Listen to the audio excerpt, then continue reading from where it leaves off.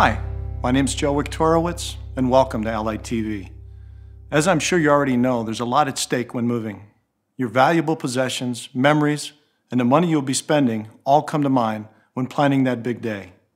While most moves go smoothly, accidents may occur where items may be lost or damaged.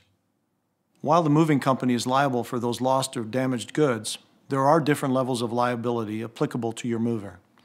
You will choose the level of liability by selecting valuation coverage. In this video, we will outline different valuation options, as well as some actions that may limit your mover's liability. So what are your options when it comes to valuation and limiting your mover's liability? Well, you have two. The first option is known as full value protection. If you opt for full value protection, your mover is responsible for the replacement value of lost or damaged items that are unable to be repaired. This means that for any item that is lost or damaged, your mover will offer to do one of the following for each item. Number 1, repair the item. Number 2, replace with a similar item. Or number 3, make a cash settlement for the cost of the repair or the current market replacement value. It's also important to know under this option, movers limit their liability to damaged or lost articles of extraordinary value unless you notify your mover in writing on the shipping documents of each high-valued item. An article of extraordinary value is one that exceeds $100 per pound. If you want to go with the less comprehensive liability coverage, you can choose the second option known as released value. Although this coverage is offered at no additional cost, its protection is minimal. Under this option, the mover is only liable for no more than 60 cents per pound per article. Therefore, you're only compensated based on the weight of the item and not its value.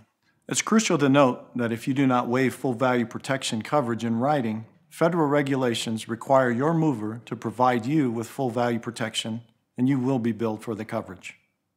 So now that you know about your two coverage options, it's time to discuss some actions that may limit your mover's liability.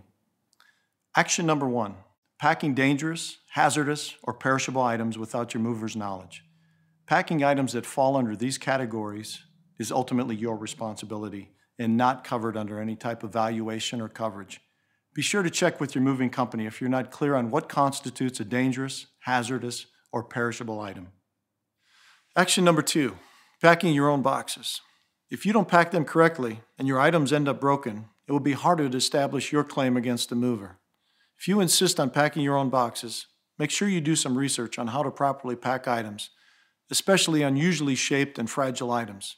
You should also purchase new moving boxes appropriate to the items to be packed, and note any damaged boxes on the delivery documents in order to establish the mover's liability.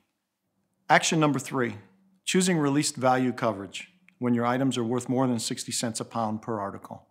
Although damages are usually rare, it's better to be safe than sorry when it comes to moving your items. When you know your valuables are worth more than 60 cents a pound, save yourself the hassle and go with full value protection. And lastly, action number 4, not notifying your mover in writing about the articles of extraordinary value.